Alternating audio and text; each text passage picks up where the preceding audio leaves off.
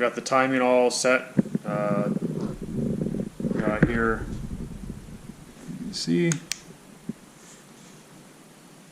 T there for top dead center. You got the F, and then you got your two other lines.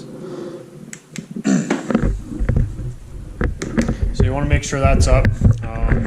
The only way to make sure that is in the right spot is you have to put your case back on, and then you're gonna have to check down the hole to make sure it's in the right spot. I know it's in the right spot for me, so that's good. So second, then you're gonna have to go over here. So if you can see that little notch where that dot is in the notch, line those two up, and then your timing's good. So that's how you do that.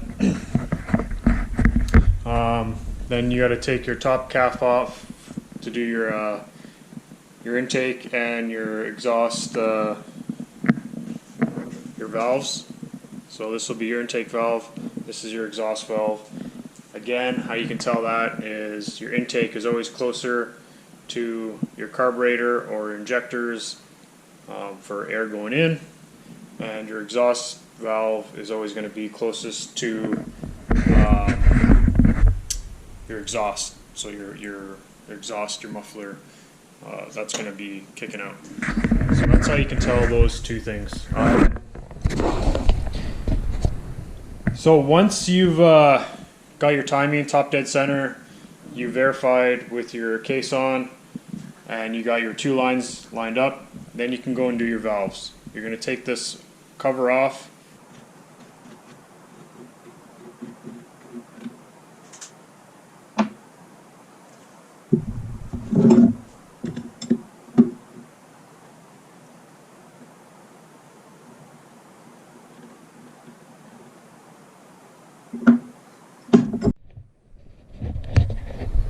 So I got that valve adjusted.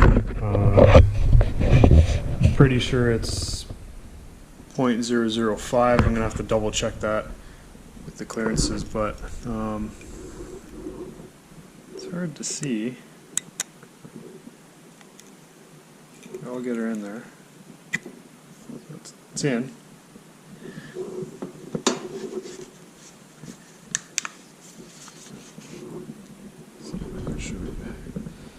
It has to be in a little spot in there where you can see the feeler gauge. That's where it needs to sit in between. There's a little gap, and that's the clearance level. So what you have to do basically is loosen this nut off here, and then this is also a screw that you can tighten. So once you get that to the right spot, you tighten down this nut. So you tighten this a bit to get to the right spot, tighten that down, you're good to go. I saw a little trick somebody showed me one time. So basically you back it off all the way, put your feeler gauge in for the correct tolerance that you're allowed, put the feeler gauge in, tighten it down to the point where you can pull it out, but not like too, so tighten it down right to the feeler gauge, but not too loose. So you want to tighten it down a bit, and then while you hold this, tighten the screw, the nut down, and that should give you the correct tolerance you need, the correct spacing. So on this one there's two, there's one underneath, so I'm going to proceed to do that one. So that's how you do it. That's basically it. So say this is how I got it. I don't have my feeler gauge in.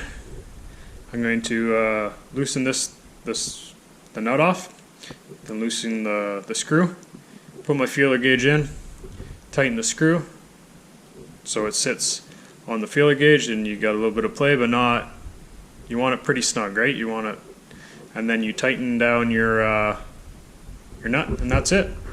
So I'm going to proceed to go to the next one here and carry on.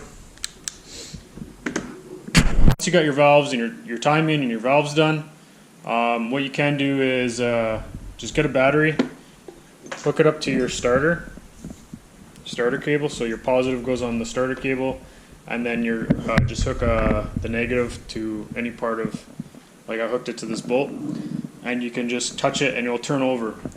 You don't want to hear any tinging, any like scraping or tinging. that is a quick indication to kind of tell you that you're in the right ballpark, or you're good to go. And then if you do hear a bit of tinging or scraping, well, scraping is never good, but if you hear a bit of like a ticking, you're going to want to adjust your valves, because your valves are probably too far apart, and you got to probably just tighten them up a bit. So while you're doing that, another good indication when you're there is you can put your palm over the exhaust, and if you have this started, it will suck your palm in, and you'll have a nice ring on the same shape as the the intake on your hand, and that's a good way to know you have good compression, but also having a good airflow. It wants to suck in. So that I was just told that by my friend and my neighbor. He's a mechanic. He kind of helped me set this up.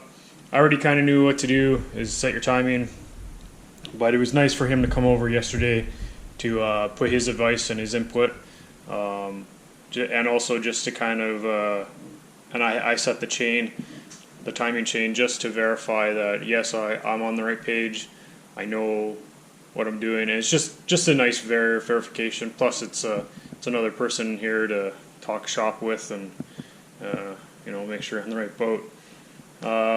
So yeah, that's what I got going on. That's how you do some of that stuff. That being said, you have to check your owner's manual or some type of reference, because every machine's different, so you got to check to see what your valve clearances are. A valve clearance is going to have a range.